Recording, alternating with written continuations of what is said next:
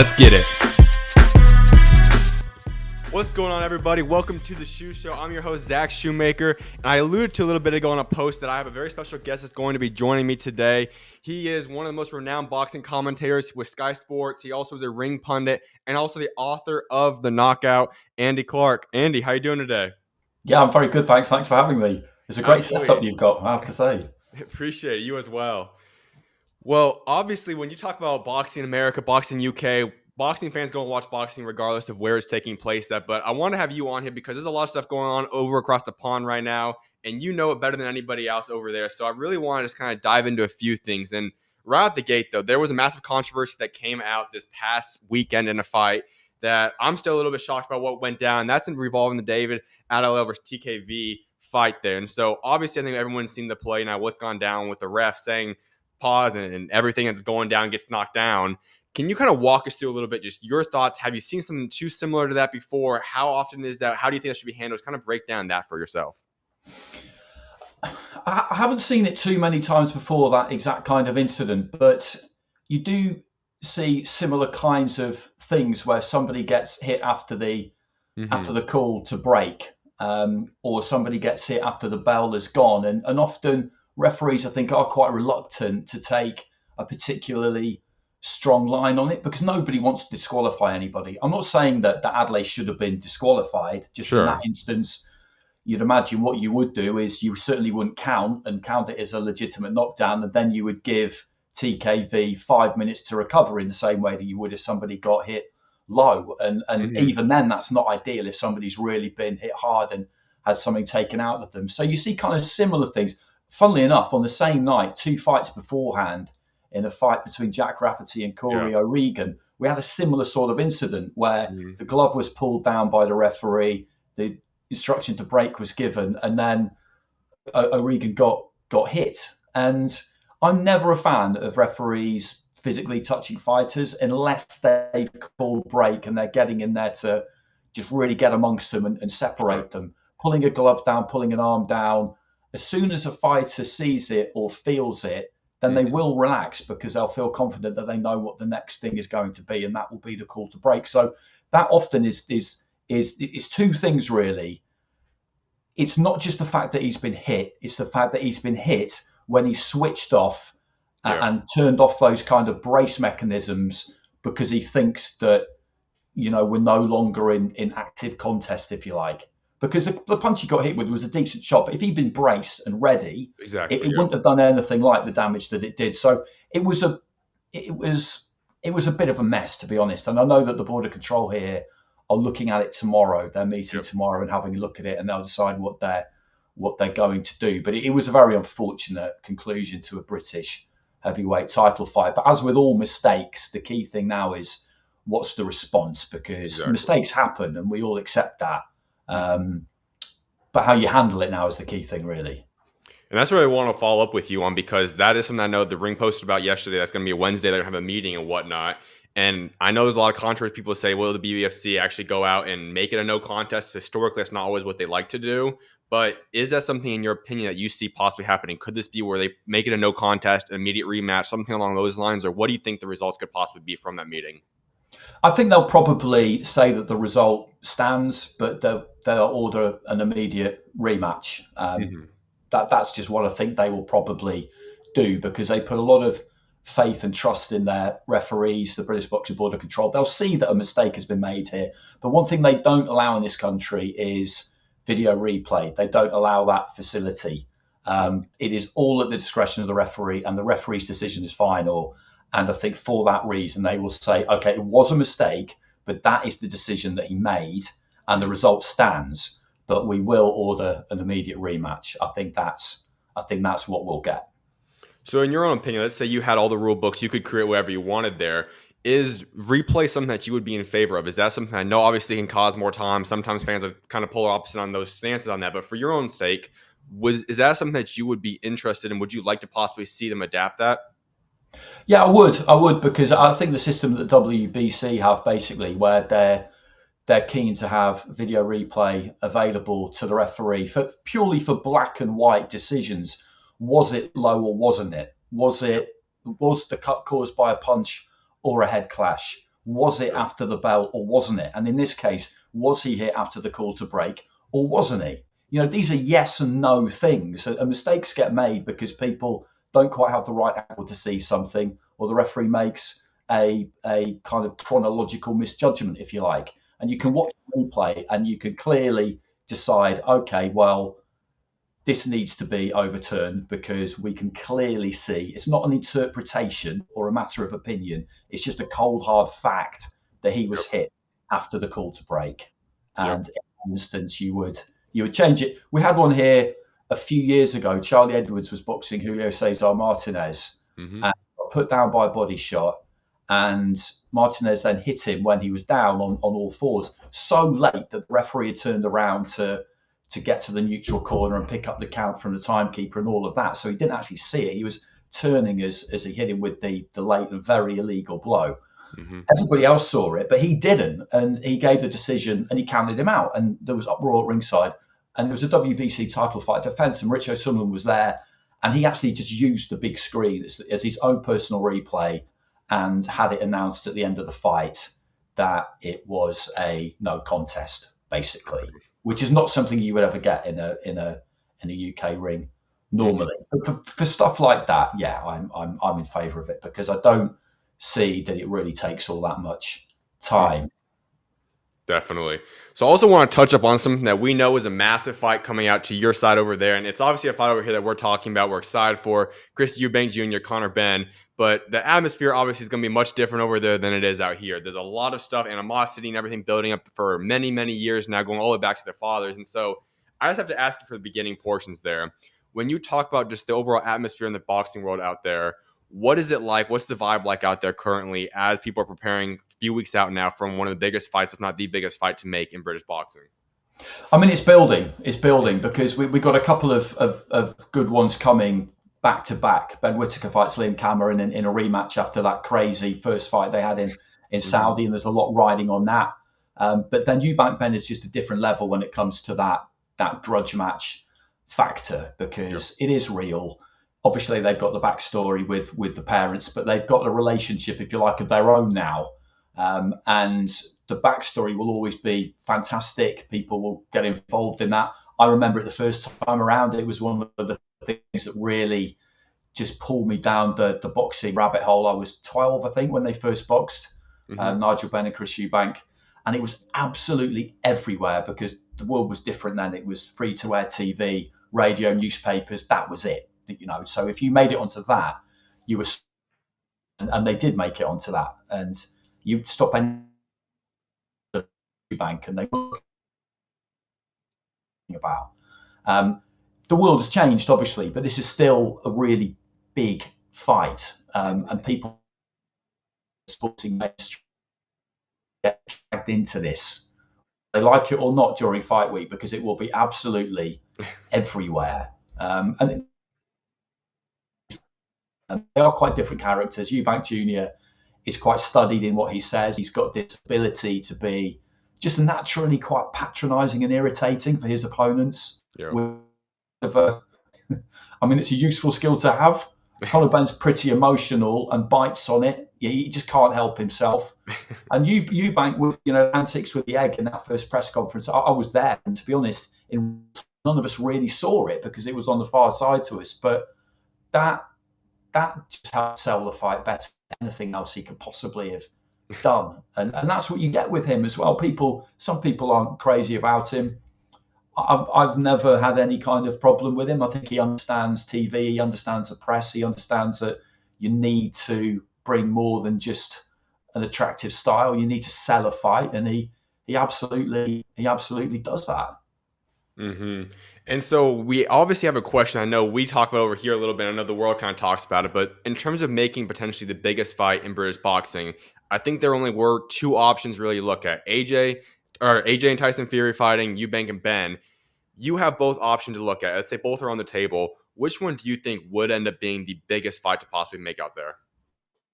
Heavyweights, because they're heavyweights, basically. Fury and Joshua are bona fide huge national stars in the UK, not just as athletes, not just because they're boxers, they're not just sportsmen, they're they're just stars basically, and because they're heavyweights as well, as we all know, that division pulls in the casual punters more than any other. So it would be those two, but it's some achievement by Eubank and Benn to be mentioned in the same kind of conversation, given that they're at the lower weights. We know how the sport works in terms of its appeal across the board, and with this as well. I mean, when it first reared its head, it did feel pretty manufactured. Not the kind of beef between the two of them necessarily, although it's definitely grown. They were just too far apart in weight. Eubank was a middleweight. He boxed at super middleweight. Probably, I feel, has always been best at super middleweight because he's got more energy there. Although he's not really he's not bursting out of his skin at 12 stone.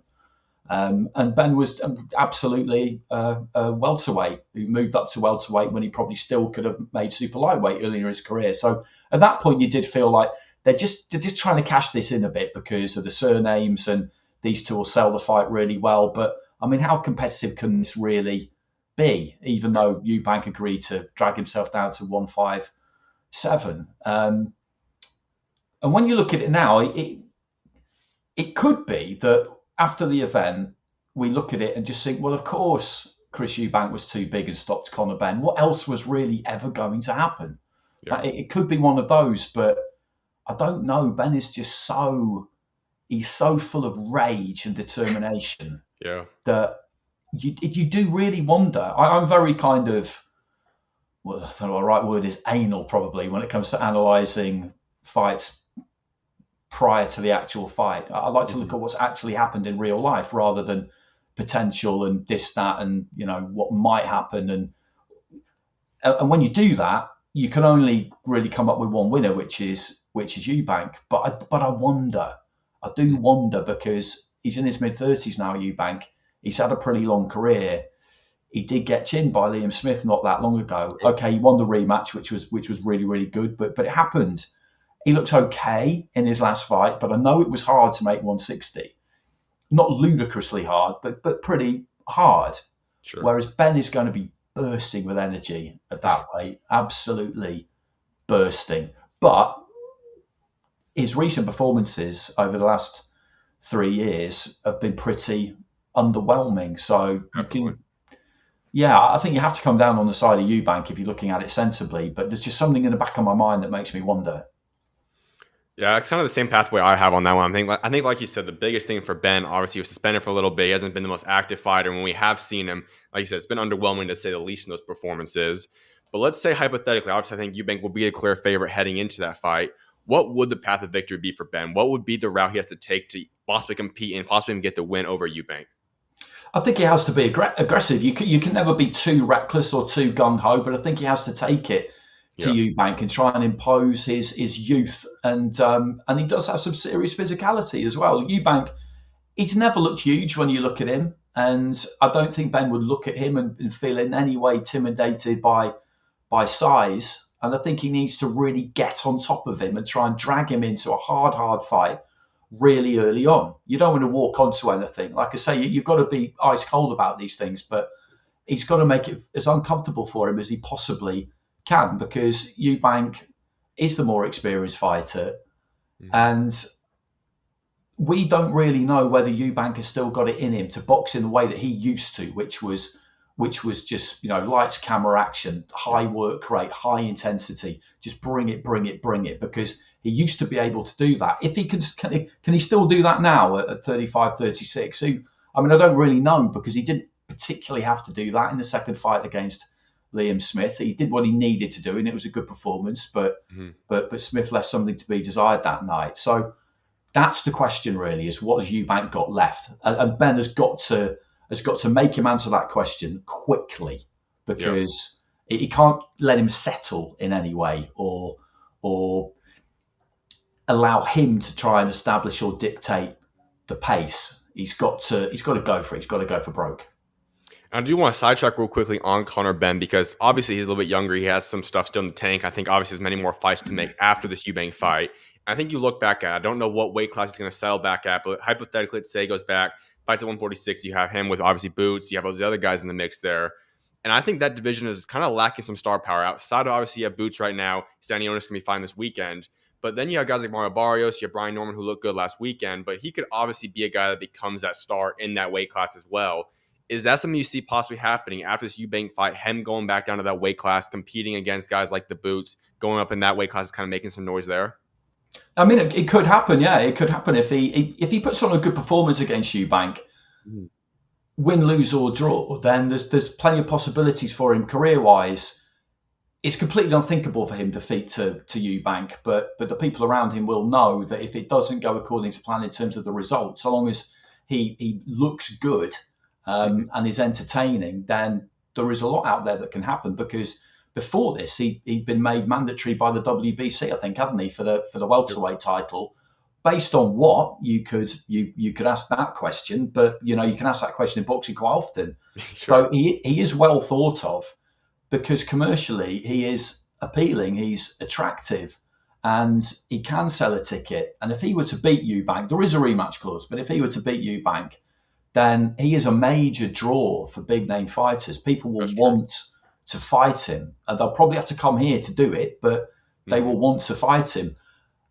He might prefer possibly super welter. The last couple of times he's boxed, certainly the last time he boxed, that's where he was. But that might even at that stage have been with a view to the fact that they were confident that this next fight he's got was going to happen.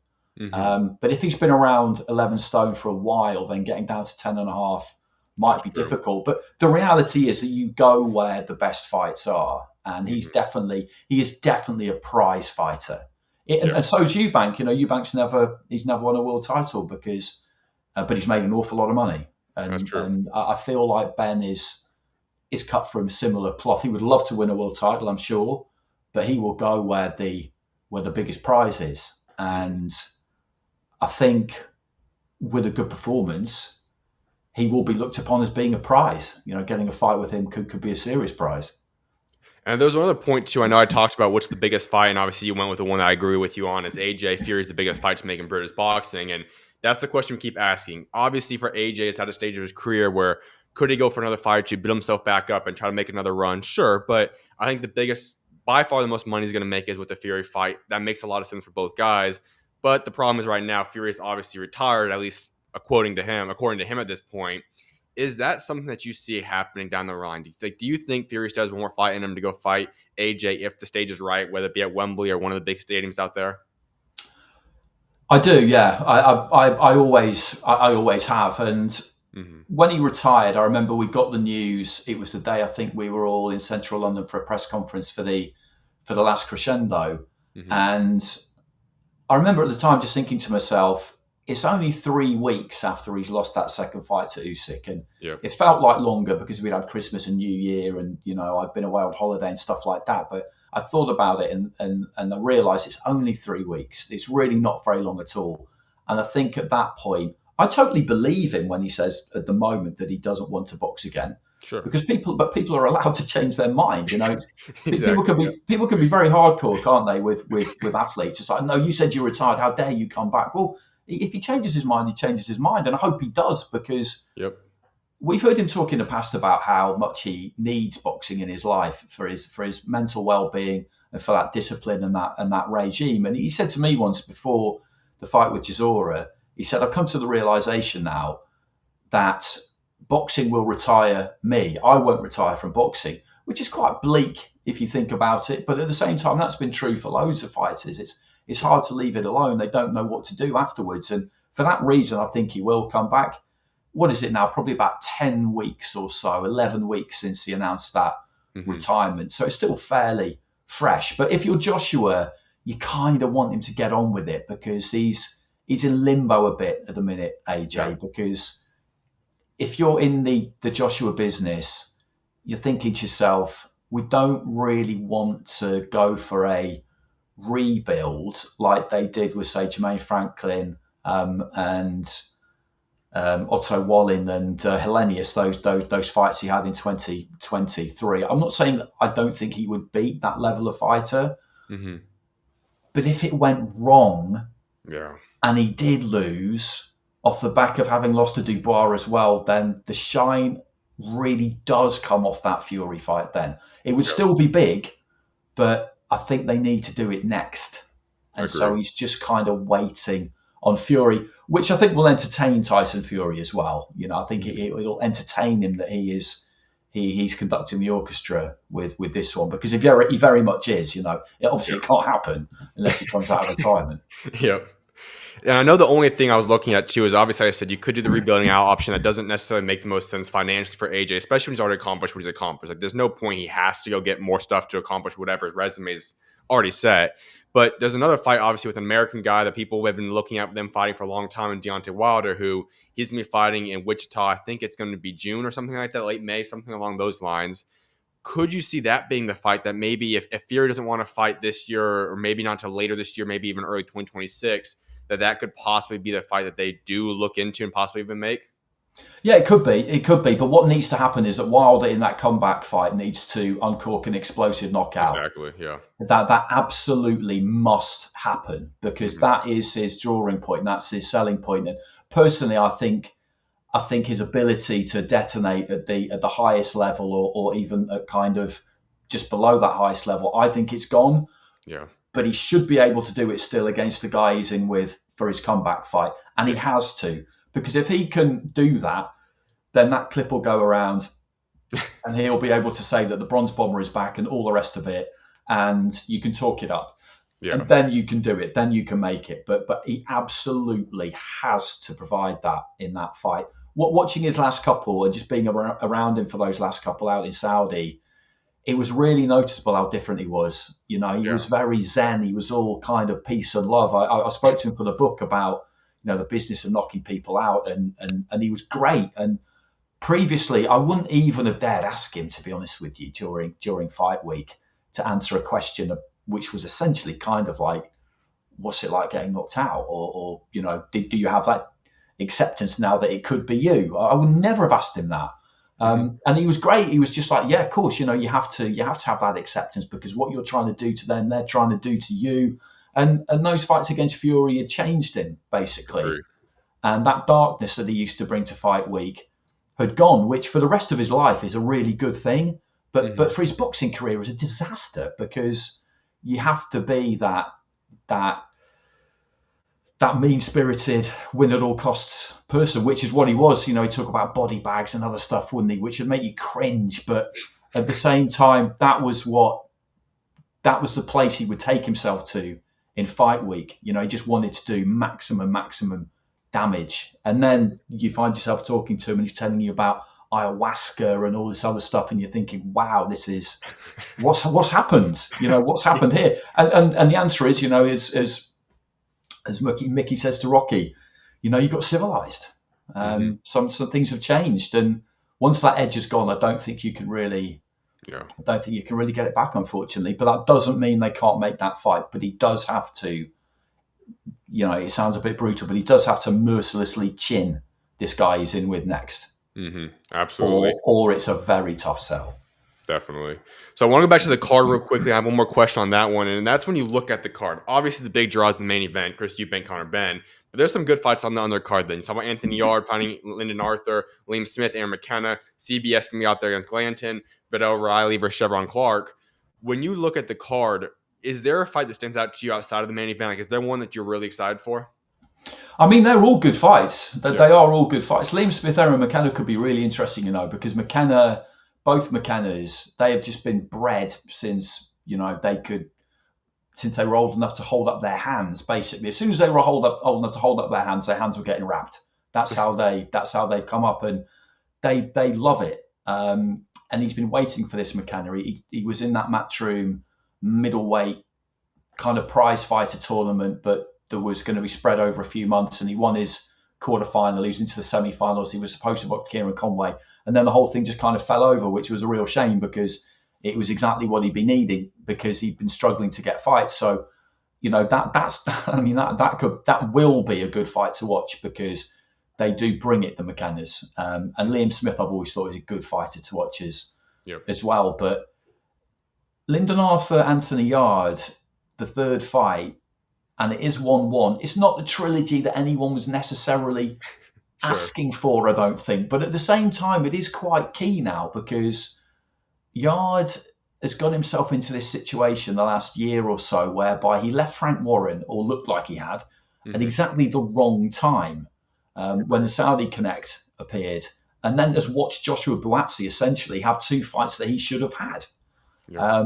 And this fight with Buatsi is no closer. And I think, to be honest with you, the window for that, for now, has kind of passed. It could come back, but the minute there's not an enormous amount of interest in it. But for those two, for those pair, for Arthur and Yard, there's a lot riding on that. There's a lot riding on that. The cruiserweight fight's a good fight as well, though. They've done well with the undercard because,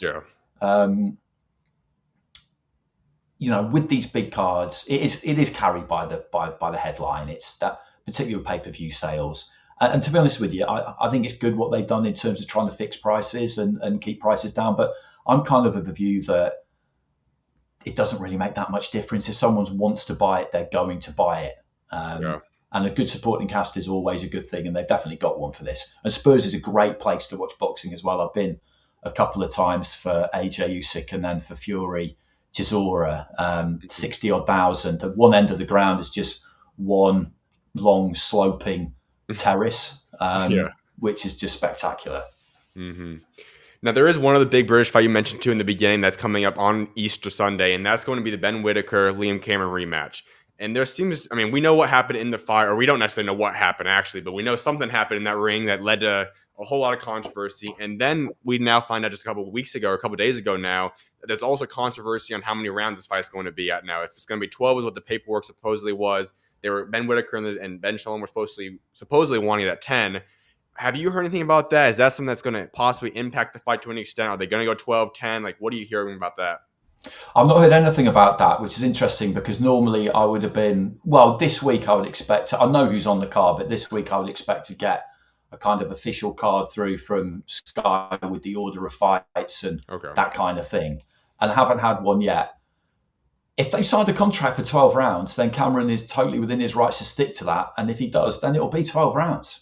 Yeah. The only way it's going to come down from 12 rounds to 10 is if they come to an agreement, which will see Cameron paid some money to agree to come down from 12 to 10. That's the only way around this that I can see, because no one's really disputing either side that a contract has been signed for 12 rounds. Yep. So that's a mistake on Boxer's part. I don't know who else you could really, whose door you could put that at other than theirs.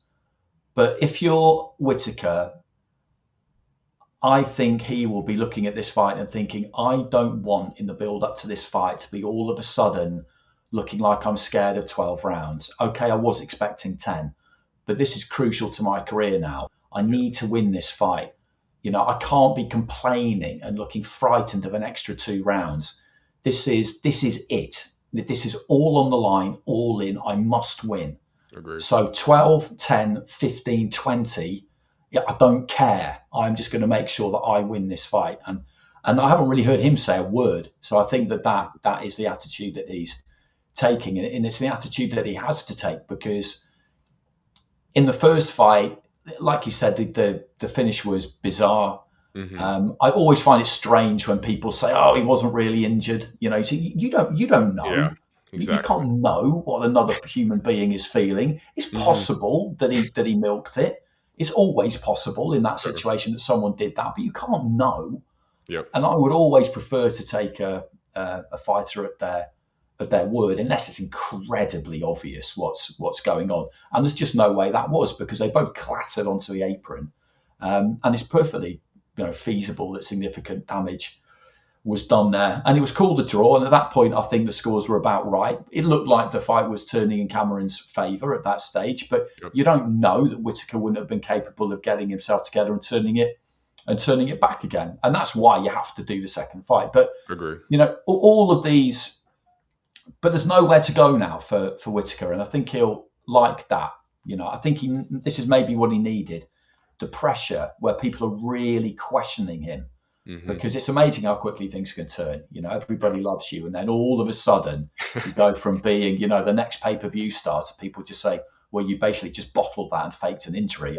Wow, that's quite the turnaround. So if you were to give a prediction on that fight as of today, obviously let's assume it's 12 rounds. Who do you have winning that fight? I think he could do it, Whittaker. I think he's capable of producing the performance that he needs to. He's got a new trainer, which is interesting. He's gone for Andy Lee. I know that he'd been to a few gyms. I think he'd been to see Ben Davison, Shane McGuigan. Andy's based over in Dublin, so that means moving away from the West Midlands for camp. And I think that's a good thing because you have to get out of your comfort zone sometimes. And his godfather, Joby Clayton, after Sugar Hill, that didn't last too long, had been training him and he knows him really, really well and wants nothing but the best for him. But sometimes you can be a bit too close to it. Mm-hmm. Sometimes it can be a little bit difficult if you have that relationship like Joby does to crack the whip and really, really, be mean and tell people things they don't particularly want to hear. Sometimes you need somebody who's able to do that. And Andy Lee's a good trainer. He's quite early in his training career, but you look at what he's done with Joseph Parker. He's got another really good fighter in Paddy Donovan. It will be a serious business him going over there. So I think it was a good choice. And obviously, he's a Kronk fighter back in the day, and he's learned his trade, if you like, from Emmanuel Stewart. Then he was with Adam Booth for a while. So there's a lot of knowledge over there. I think it's a good decision. And the timeline has worked too, because Parker boxed at the end of February, Paddy Donovan boxed basically a week later. And since then, they've been kind of uninterrupted. But I'm looking forward to it because it's a good venue, the one we're going to in Birmingham. It's sold well, and I think it's going to be fairly raucous in there. Absolutely. Well, I got a little game I want to play with you real quickly. It's going to be 10 questions I'm going to ask you, going through some random questions all regarding boxing. I'll probably do some follow-ups on some of these depending on the answers. But let's get right to it now. So it's going to be 10 questions with Andy Clarke. Very first one. Who is the best fighter that you've ever covered? The best fight? Best fighter. Oh, fighter. Oh, sorry, you're right. Yes, the best fight you've ever covered. Sorry, yeah, I've read the second question. My bad. Oh, the best fight. So the best fight, it might not have been technically the best fight, but Fury Wilder 3, I was there covering that for a radio station actually in the UK. It wasn't a Sky fight, but yeah, it was just absolute madness from beginning to end. The best British boxer of all time. Best British boxer of all time. I think it's probably either Lennox Lewis or John Conte. I'm more familiar with Lewis. So in my kind of viewing lifetime, I would probably go with Lewis. The current best British fighter. The current best British fighter. We don't have too many world champions on our hands at the minute. I think the one we've got at the minute who is probably going to go on and do the best, although he hasn't done it yet, is Atalma, probably Moses Atalma. Okay, definitely. The best boxing atmosphere you've ever been to? Luckily for me, that's quite a difficult question to answer because the crowds in the UK are pretty insane. I would say AJ Klitschko at Wembley, because of the sheer drama of the fight, that was pretty remarkable. But so was Madison Square Garden for Joshua against Ruiz, because that wasn't supposed to happen. And when Joshua was getting knocked down and everybody's on their feet in a really famous old place, it's one of those two, I think. Okay. Your favorite boxer to watch? Usyk, I think. The best decade/era of British boxing? I think you're always going to be coloured slightly here by how old you are and when you grew up and the era you grew up in. But for me, it would be the 90s, because the 90s started with Ben Eubank, and then we had Ben Eubank again, and then Steve Collins turned up, and then you've got Nassim arriving in that decade as well. For me, it would be the 90s. I'm just kind of a massive fan of the 90s because I was a teenager in the 90s, but heavyweight boxing internationally in the 90s was just this absolute madness as well, which, I think so much went on in that decade in boxing. A lot of it completely ridiculous, but there were some really good fighters as well. So who's the best British prospect? Best British prospect. I'll go for someone who you probably won't know, actually. He turned pro off the back of winning a couple of national titles, but he turned pro at about 20, and I'd seen him win these couple of national titles. but didn't go for the Olympics or anything like that. It's a kid from Birmingham who boxes at the lower weights. He's around kind of flyweight, bantamweight. It's called Hamza Uddin. Okay. There's a bit of the Nassim Hamed about him. He's talented, good to watch. So, and he's under the radar at the minute too. People won't really have heard much about him, but have a look at him. He's going to be fun. All right. What do you love most about boxing?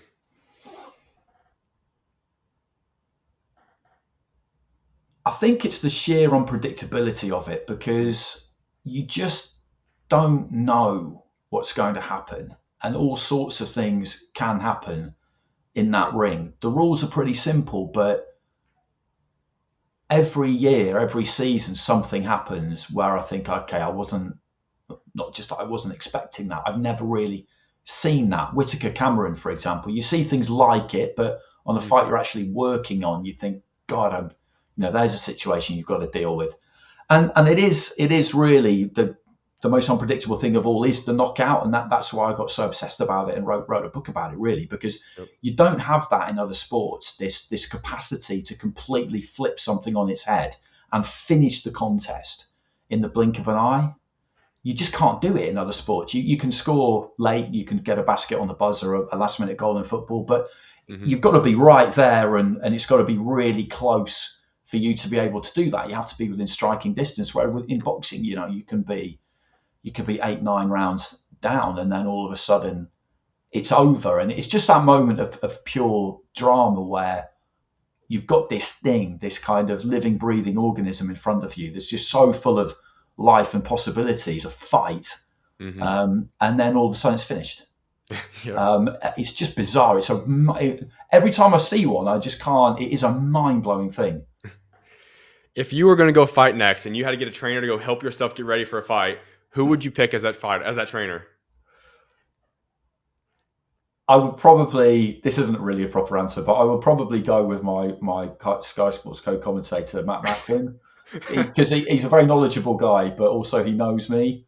Sure. And he would probably manage to find a way for me to exit the ring without getting killed or without making a massive fool of myself. Awesome. Well, the 10th question then, the next British fighter to become a world champion is? That's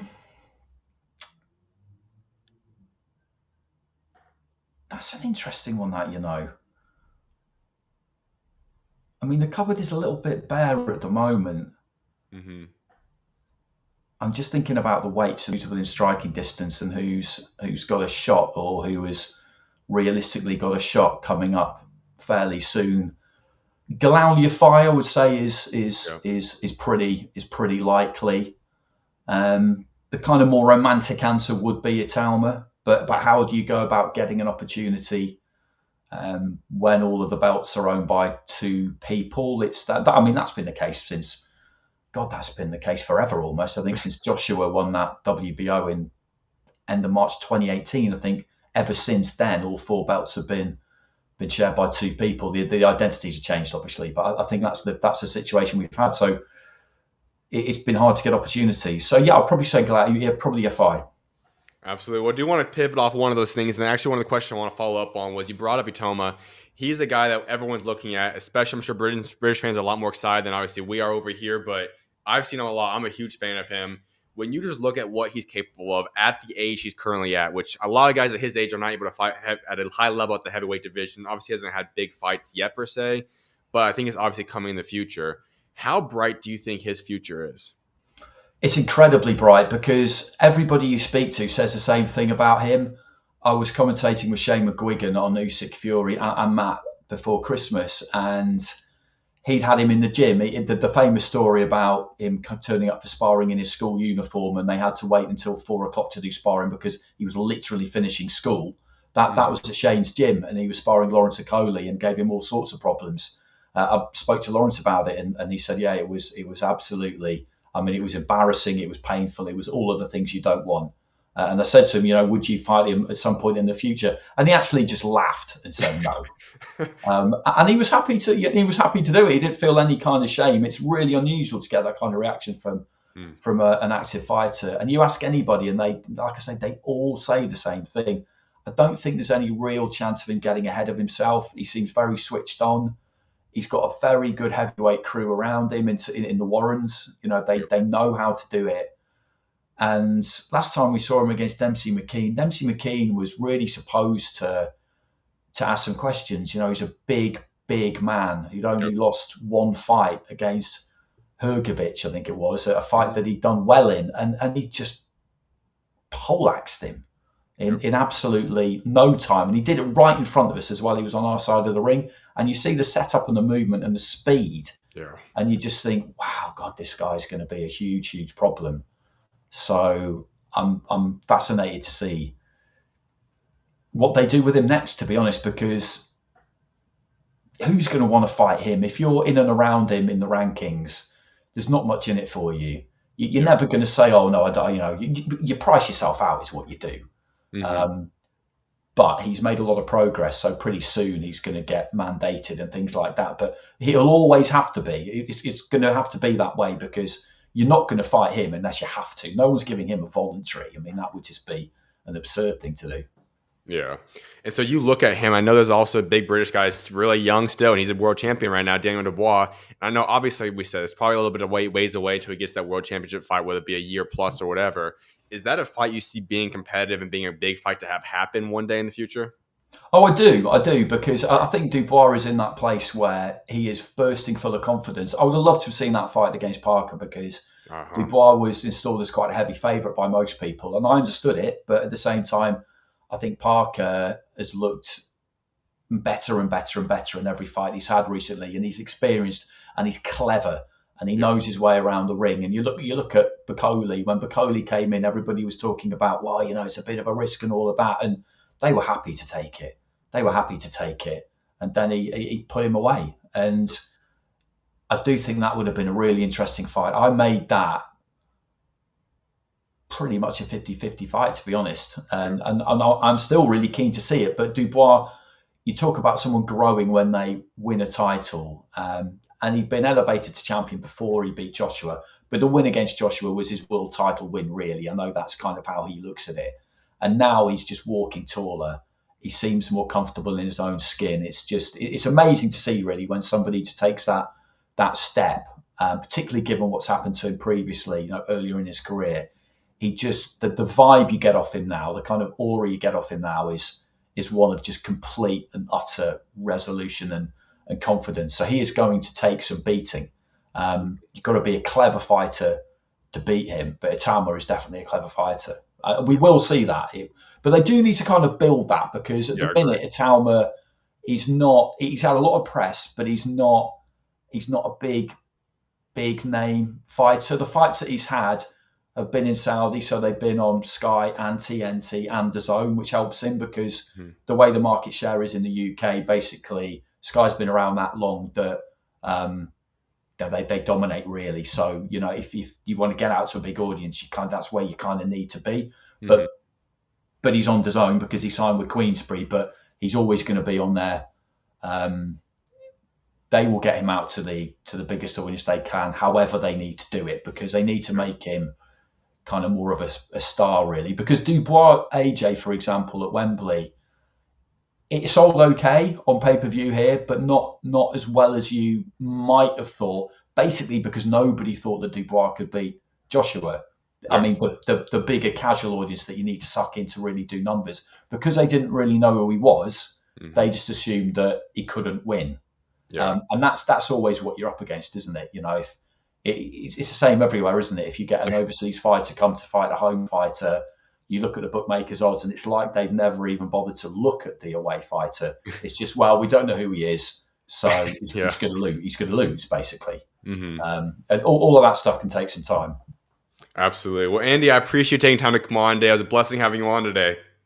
No, it's been fun. It's been really fun. Thanks. Absolutely. You're always welcome on. God bless.